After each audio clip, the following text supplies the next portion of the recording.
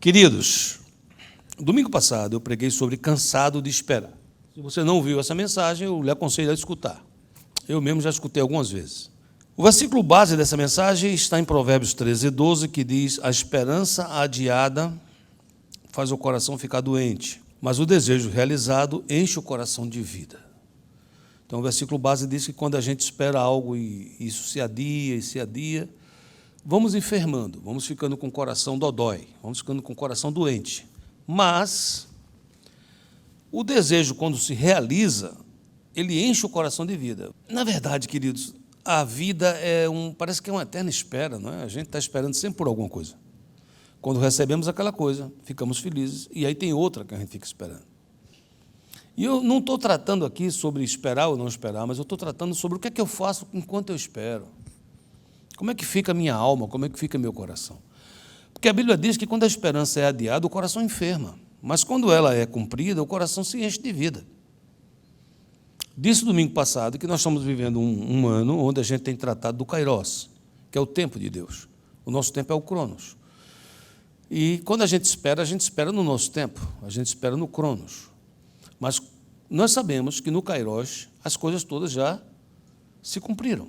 Quando Jesus estava aqui no tempo da sua carne, e que ele estava vivendo aqui por 33 anos, ele sabia que ia passar pela cruz, mas ele também sabia que ele ia passar pela ressurreição. Ele também sabia que ele seria elevado e ele estaria à direita do Pai, até que as coisas todas fossem julgadas. Então, essa esperança de que o ciclo está completo, de que Deus é do seu lado, que o final Deus já tem na mão dele, traz paz. Quando eu não tenho essa esperança, eu fico na primeira parte do versículo. Eu enfermo, eu fico esperando, fico angustiado, porque as coisas não ocorrem, não acontecem como eu penso. Há vezes que eu olho para o mundo e eu acho um mundo tão injusto. São tantas coisas injustas acontecendo ao mesmo tempo que parece que a gente se desanima. E Deus está dizendo: a mim pertence a vingança, eu recompensarei, assim diz o Senhor. E é preciso que, como crentes, como discípulos de Jesus, que a gente vá para esse lugar, que a gente entenda isso. Existe uma coisa chamada Cronos, Kairos e Pleroma. Cronos é o nosso tempo, Kairos é o tempo de Deus, e Pleroma é quando o tempo de Deus desce no nosso tempo e se cumpre. Então é preciso que, apesar da gente viver no Cronos no sentido humano, mas que a gente tenha dentro de nós a esperança do Pleroma, como se já tivesse acontecido. Meu casamento, pastor, ainda não é o que eu deveria ser. Pleroma. Viva como se fosse. Senão você vai se cansar de esperar. Nós temos dois extremos nisso aqui, ditos pela palavra. Um é a necessidade de ter uma resposta em vida, e o outro é quando se está tão angustiado que diz que a resposta só virá na eternidade. O primeiro, no Salmo 27, diz: não me entregues nas mãos desses inimigos que dizem mentiras contra mim, me ameaçam com violência. Estou certo de que verei ainda nesta vida o Senhor Deus mostrar a sua bondade. Confie no Senhor, tenha fé e coragem, confie em Deus, o Senhor. Então, essa é a primeira parte. A primeira parte é o seguinte: eu estou certo que aqui, na minha vida, enquanto estou vivendo, Deus vai responder minhas orações. Coisas boas irão acontecer. Amém, queridos? Mas o apóstolo Paulo, vivendo uma perseguição implacável, prisões atrás de prisões, açoites atrás de açoites, fazendo ele o quê? Pregando o evangelho. Fazendo ele o quê? Curando vidas. Fazendo ele o quê? Fazendo com que famílias pudessem ser restauradas. E ele era preso e açoitado por causa disso. É muito ruim você ser preso por qualquer motivo. É muito ruim você ser açoitado por qualquer motivo. Mas você ser preso, você ser açoitado, você ser julgado por fazer o bem, dói mais.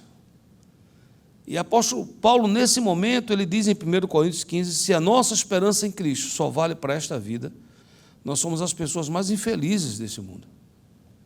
Mas a verdade é que Cristo foi ressuscitado. E isso é a garantia de que os que estão mortos também serão ressuscitados. Então, Paulo ele transcende, ele vai para uma outra etapa, uma outra esfera, e ele diz, aqui nessa vida eu não consigo ter muita alegria, mas eu sei que eu não vou esperar em Deus só nessa vida. Eu creio que um equilíbrio desses 2 versículos traz saúde. O primeiro, não é errado esperar em Deus aqui, agora, nesse momento, para que Ele me responda. Amém, queridos? Mas o segundo, eu não posso colocar toda a minha fé, toda a minha esperança, que tudo vai ser resolvido agora. Eu tenho que entender que a eternidade já começou. Eu disse isso domingo. Você é um ser eterno. Todos os seres que nascem são eternos. O que nós estamos decidindo é se vamos viver eternamente ou morrer eternamente. Entenda por morrer eternamente e viver eternamente longe de Deus. Entenda por viver eternamente em comunhão com Deus. Nós somos dos que creem. Nós somos cristãos. E nós estamos pregando isso a outros. Vamos viver bem nessa vida? Sim. Vamos ter problemas? Vamos. Vamos ter dificuldades? Vamos. Mas sabemos que a paga completa não será aqui. Aqui vamos receber de Deus muitas bênçãos. Enquanto eu estava aqui nesse louvor, por exemplo, isso é um momento que eu gostaria que não acabasse. É uma bênção. É algo maravilhoso, a gente fica extasiado na presença de Deus. Amém, queridos? Mas tem outras coisas. Tem o amanhã, o depois de amanhã, tem a luta, tem a vida. É interessante entender que o contexto de ambas essas palavras que eu li era um contexto de alguém que estava passando por lutas, por decepções, por traições, frustrações, coisas que você espera que venha de um jeito e vem de outro. Às vezes você concorda com algo, mas não concorda com a forma como é feita. E isso machuca, isso dói. É normal, isso é humano. Mas a palavra de Deus diz, passe por isso, como Romanos 12, 12a diz, regozijai-vos na esperança. Eu não tenho ainda, mas eu me regozijo porque eu espero. Mas não é esperar de alguém simplesmente que espera, mas alguém que tem esperança. Alguém que sabe em quem crer.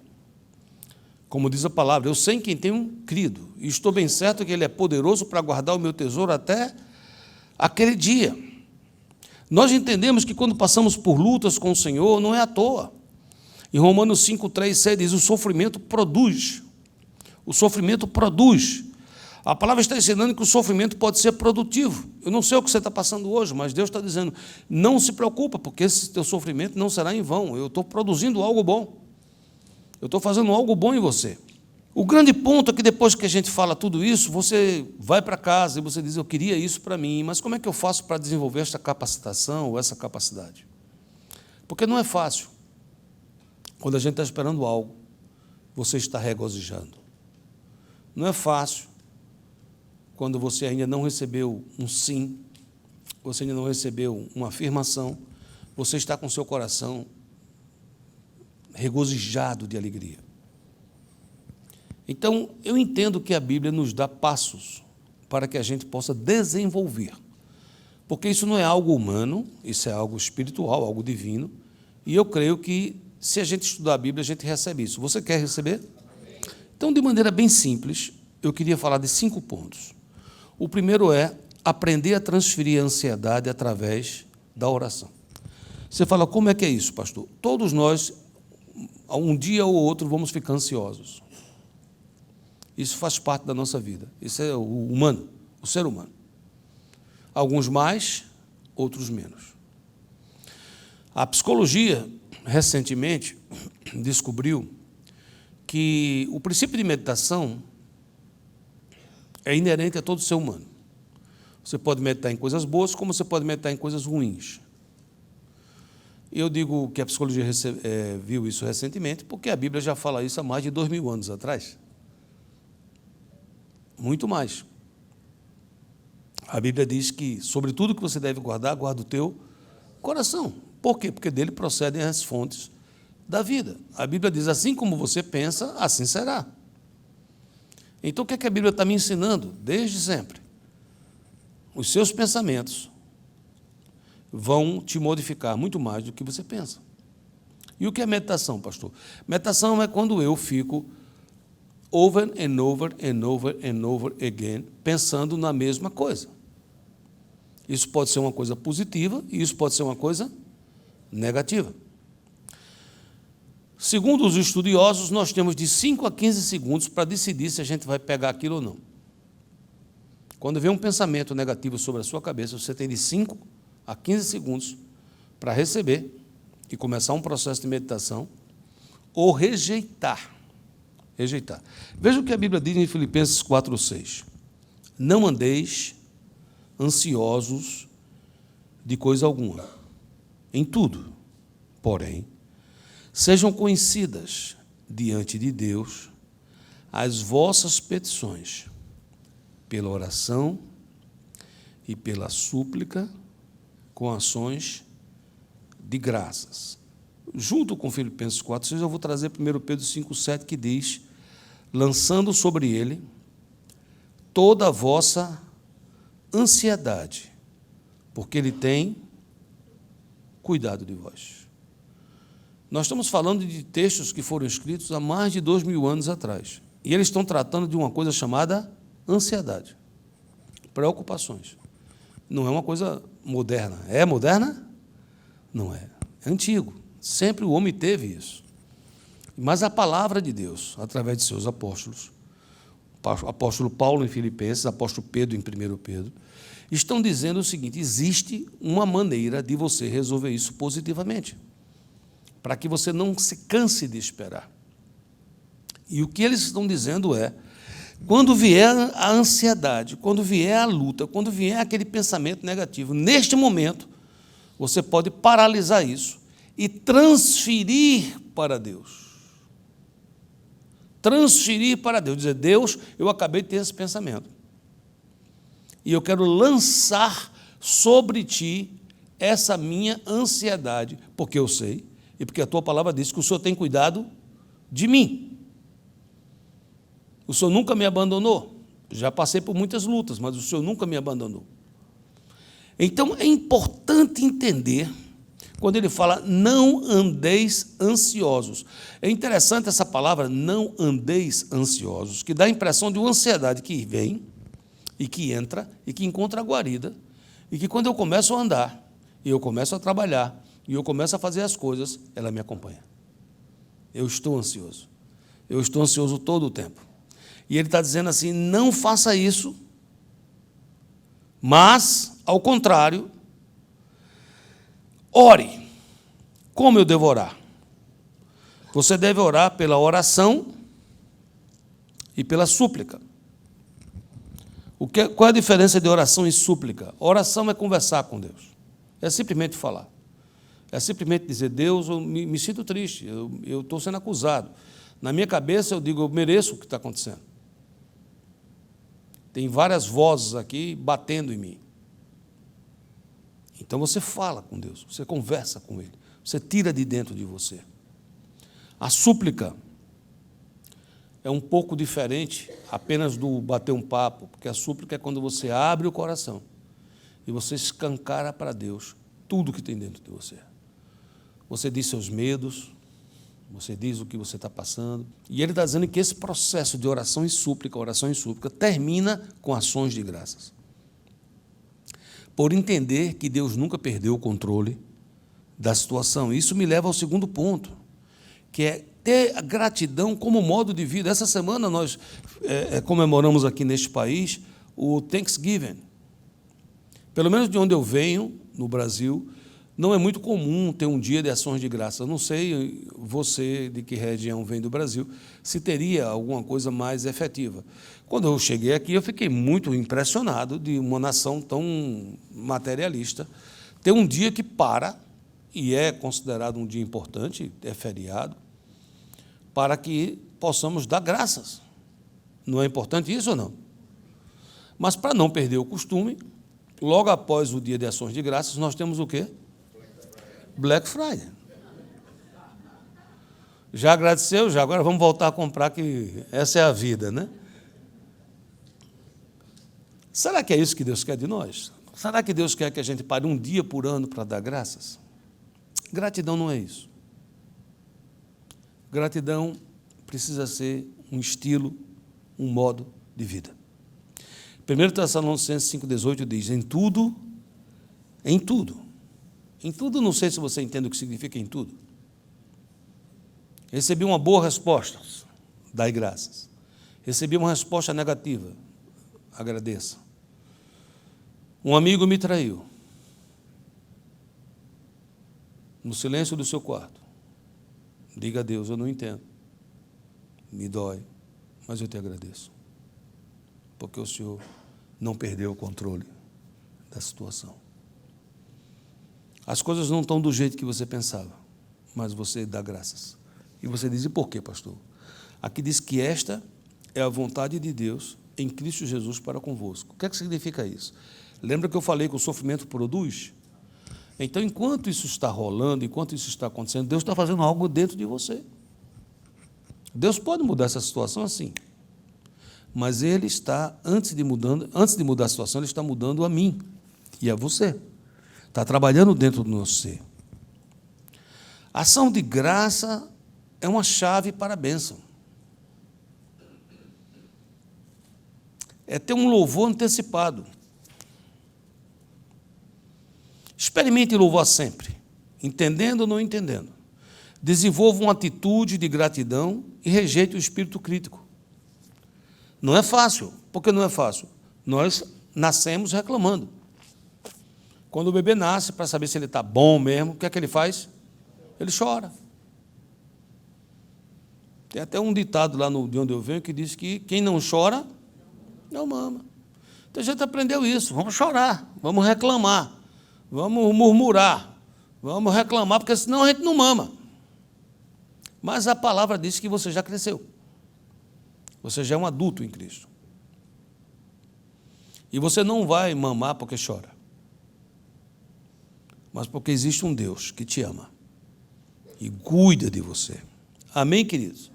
Quando eu entendo isso, eu começo a entender que o mundo não gira ao meu redor.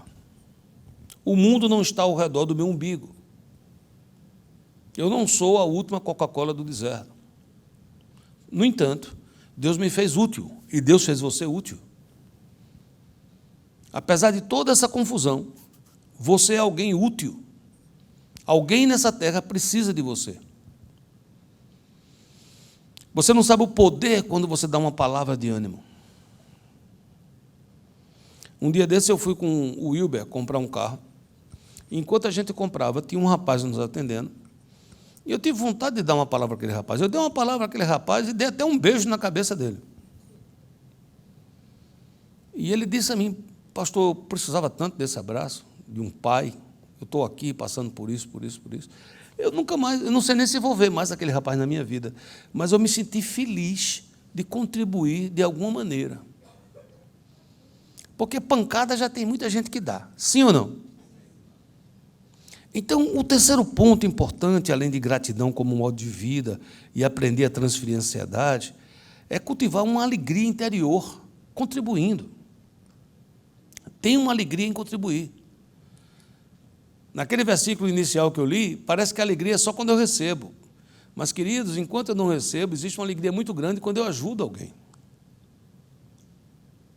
Eu não sei explicar isso. Eu, como pastor, tive que, muitas vezes, visitar presos em prisões, visitar enfermos em hospitais.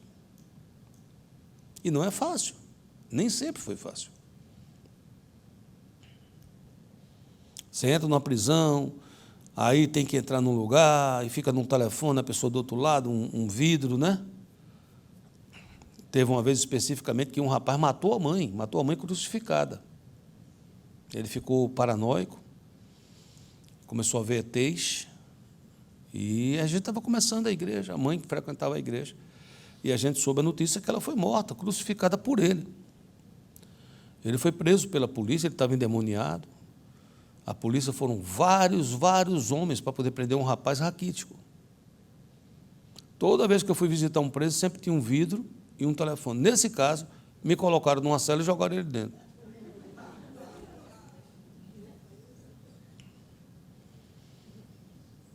Mas eu saí feliz daquele lugar.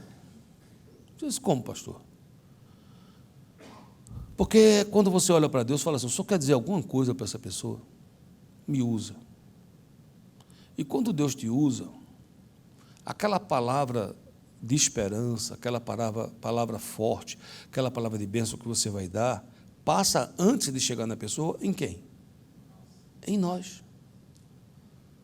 Eu tenho que dar aquela palavra passa em mim primeiro.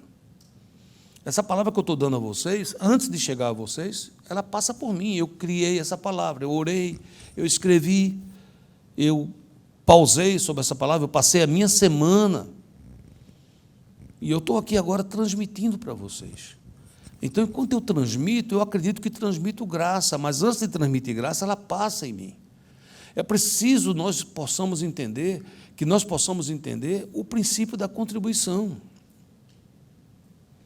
Em Atos 20 e 35 diz: tenho-vos mostrado em tudo que, trabalhando assim, é necessário auxiliar os enfermos e recordar as palavras do Senhor Jesus, que disse: mais bem-aventurada coisa é dar do que receber.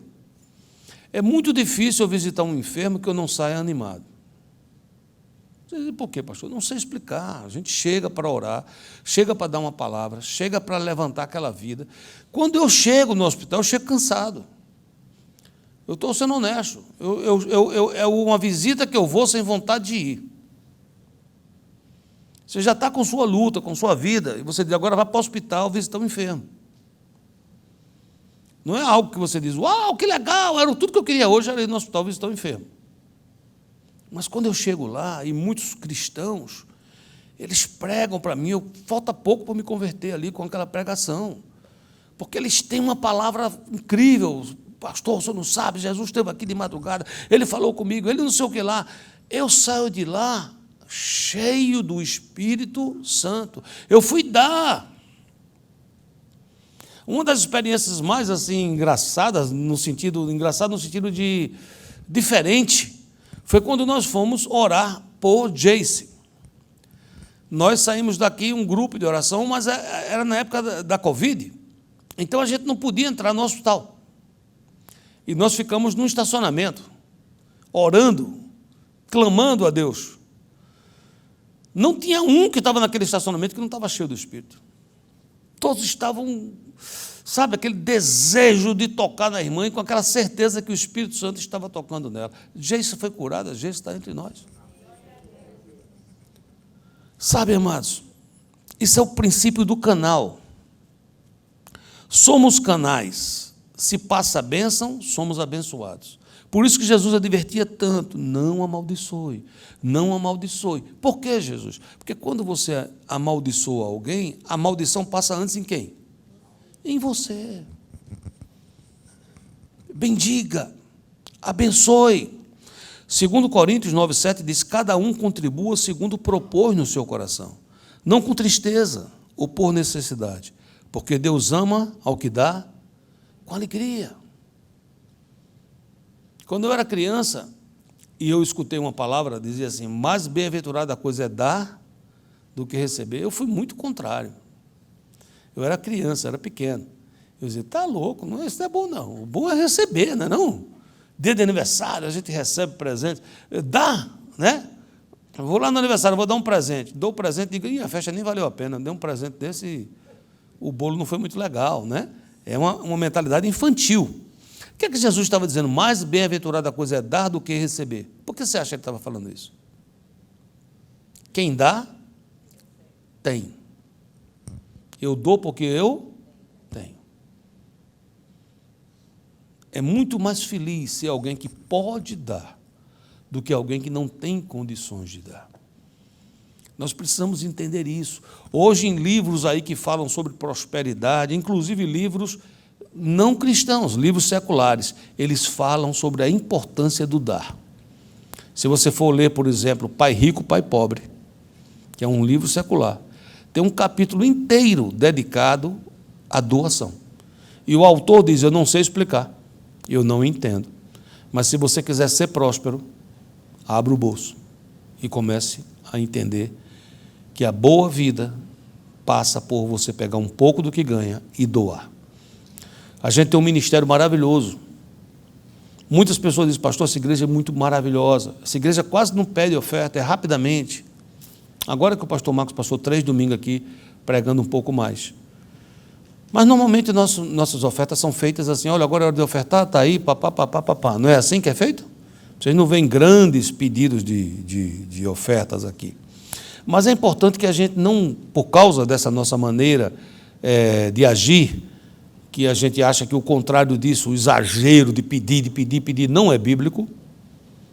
Nós entendemos que a oferta deve ser algo voluntário. Deve ser feliz a pessoa que dá. Não é uma coisa com medo. Olha, se você não der, você vai ter problemas. Não, isso não é legal. Isso. Nossa igreja não abraça esse tipo de ensino. Porém, queridos, não podemos deixar de ensinar a bênção de dar. A vida inteira eu aprendi a dar. Eu me tornei um dizimista, eu acho que eu tinha 7 para 8 anos. Foi quando eu entendi, numa escola dominical, eu disse, eu vou ser dizimista. Eu era pequeno. Nunca faltou dinheiro no meu bolso. Nunca. Eu fui um menino assim, pequenininho, mas comerciante. Era filho de comerciante. Aprendi a ganhar dinheiro logo cedo. Sempre. Aprendi a comprar as coisas, vender as coisas, comprar as coisas, vender as coisas. Deus foi me ensinando isso. E sempre separando o dízimo que eu tinha prometido a Deus. Eu vou te dar tudo que o Senhor me der, eu te dou 10%. Nunca me faltou. Nunca, em tempo algum. A palavra diz em Malaquias 3,10, trazei todos os dízimos à casa do tesouro, para que haja mantimento na minha casa. E depois fazei prova de mim, diz o Senhor dos Exércitos, se eu não vos abrir as janelas do céu, e não derramar sobre vós uma bênção tal, que dela vos advenha a maior abastança. Então, se eu somos abençoados por esse ministério, a gente quer que o ministério cresça? Queremos, pastor. Então, vamos investir nosso tempo, vamos investir nossas orações, vamos investir as nossas finanças, para que esse ministério cada dia cresça mais e se levante. É tão fácil a gente falar de igrejas que, essa igreja está um pouco ruim, essa igreja a pregação não está certa, essa igreja... Ok, eu não gasto tempo falando sobre isso, porque isso me faria mal. Mas eu pergunto, e a igreja que você frequenta? Essa igreja, ela é uma igreja que é uma bênção? Ela abençoa vidas? Nós tivemos a pandemia aqui 2 anos. 2 anos a gente dando comida para as pessoas. Toda sexta-feira que os irmãos vinham, botavam máscara, pegavam luvas, faziam cesta básica, e a gente dava, independente se a pessoa era da igreja ou não. Conseguimos com o Ministério da Agricultura, depois que eles começassem a mandar caminhões de frutas e de verduras, mas era uma alegria. Naquela sexta-feira eu vi uma alegria nos irmãos. Os irmãos que estavam dando, eles ficavam felizes, alegres, porque tem um segredo nisso. Há um segredo quando você presenteia alguém, quando você ajuda alguém.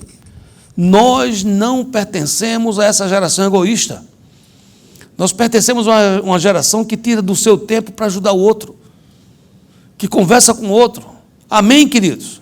Vocês dizem, mas o que isso tem a ver com esperar, pastor? É claro que enquanto eu espero, se eu contribuo, o tempo vai passando muito mais rápido. Está na mão de Deus, a resposta está na mão de Deus. Isso tudo está ligado com o quê? Com servir. Há uma frase muito antiga que eu escutava que dizia, se eu não sirvo para servir, eu não sirvo para viver. Servir é ser útil. Sempre eu me emociono quando eu chego aqui na recepção, os irmãos estão lá me abraçando e cantando. Hoje estava Tiago. Cadê o Tiago? Está por aí? Ou está lá fora? Está lá fora, né? O Tiago estava lá feliz, cantando, lá falando as coisas, Zé Carlos, os outros irmãos, né? Quando eu chego mais cedo, que eu vou até o café, meu Deus, eu fico encantado com aqueles irmãos que estão ali na cozinha. Domingo passado estava chovendo, não sei se vocês lembram, e estava cheinho. E eu estive lá com eles e eu perguntei, vocês chegaram que horas? E o Frank disse, eu cheguei 6:30 da manhã. Para servir.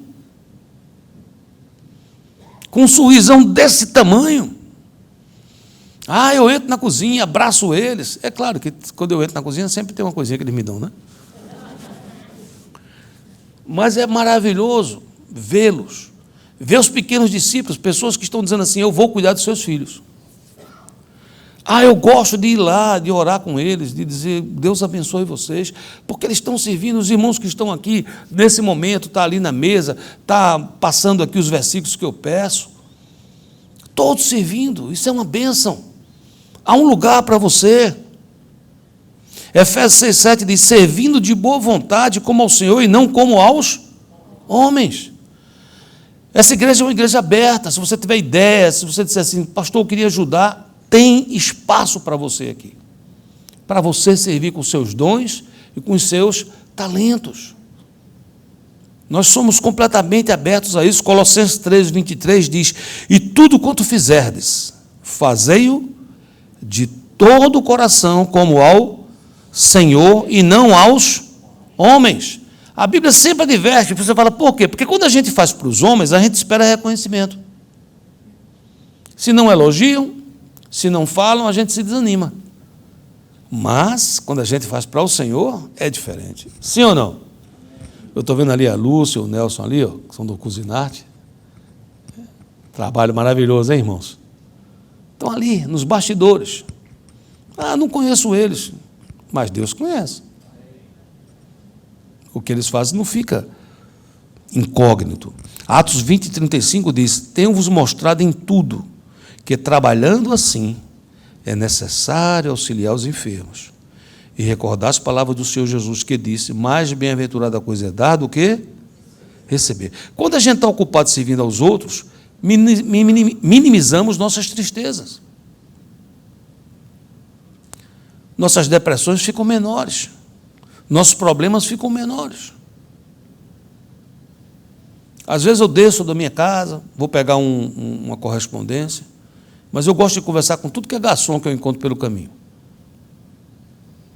E já conversei com muitos, já orei com muitos. E eu digo, e aí, como é que estão as coisas? Ah, eles se abrem comigo, eles falam algumas coisas, dizem algumas coisas. Aí você diz, o que é que significa isso? Quando eu vou, que eu falo com um, que eu abençoo alguém, que eu dou uma palavra de ânimo, eu subo mais leve. Não é assim com você? Talvez você diga, pastor, não tenho nada para dar. Você acha que não? Mande um versículo. Dê uma palavra de esperança. Notícia ruim a gente já tem muita. Que se levantem os pacificadores, que se levantem aqueles que pregam o evangelho da paz. Amém, queridos? E eu termino. Exatamente isso. A coisa que mais dá alegria nessa vida é falar de Cristo a outros. Eu acho que a maior alegria que eu já senti foi quando eu aceitei Jesus. Mas a segunda é quando levo alguém a Cristo. E não precisa, às vezes eu não sei como levar. Às vezes eu não sei como levar alguém a Cristo. Mas a Bíblia diz, em Lucas 15:10, eu vos afirmo que de igual modo há júbilo diante dos anjos de Deus por um pecador que se arrepende. Eu me lembro que eu me converti adolescente e comecei a pregar de Jesus. Eu não sabia pregar, mas eu gostava de pregar. Eu aprendi lá as 4 leis espirituais, eu ia pregando. E todo mundo dizia, não quero. Então eu já estava acostumado. Eu pregava, você quer aceitar Jesus? Não, ok, next. Já não tenho mais responsabilidade. Próximo. Até um dia que chegou um rapaz lá em casa, que meu pai trouxe, ele era funcionário do meu pai, ele veio passar uma semana lá naquela cidade. Meu pai tinha loja em 2 cidades, Natal e João Pessoa, morava em João Pessoa. E esse rapaz chegou, eu coloquei logo ele no meu quarto, conversamos e eu preguei o evangelho. E eu perguntei ele, você quer aceitar Jesus? Ele disse, eu quero. Eu digo, acho que ele não entendeu direito o que eu falei. Eu preguei de novo. Disse, não, vou pregar de novo. Preguei. No final, eu fiz o apelo. Eu disse, você quer aceitar Jesus? Eu quero. Eu digo, o que é que eu faço agora? Porque eu não sabia nem o que fazer a partir daquele momento, porque até então só tinha recebido não. Mas eu orei com ele, disse, à noite a gente vai para a igreja, lá o pastor há de nos socorrer com relação a essa situação.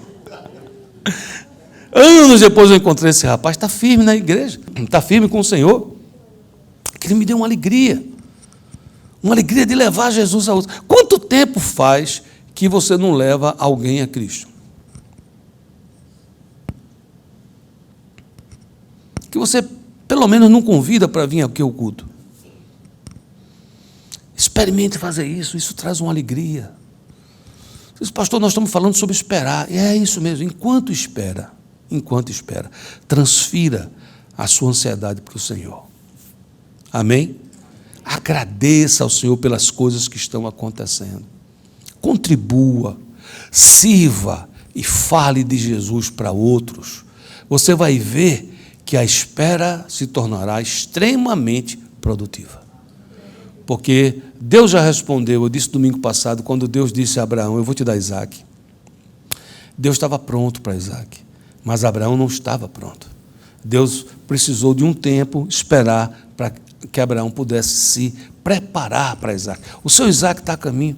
Você crê nisso? A sua bênção está a caminho. Aquela resposta que você tanto esperou está a caminho. Mas por que não chega logo, pastor? É porque Deus já está preparado para te dar, mas às vezes nós não estamos preparados para receber.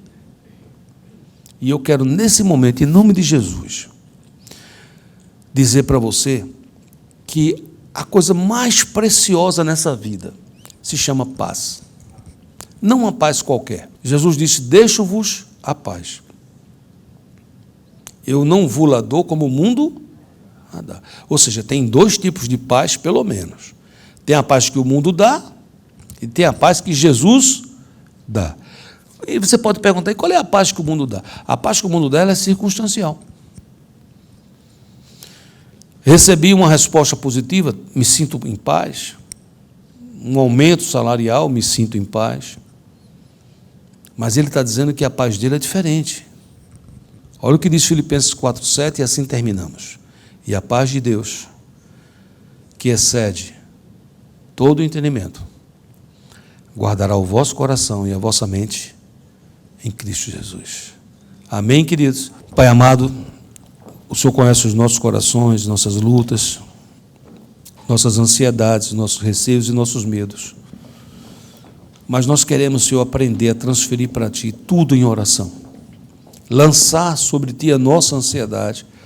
E a Tua palavra nos explica por que devemos fazer isso. Porque o Senhor tem cuidado de nós.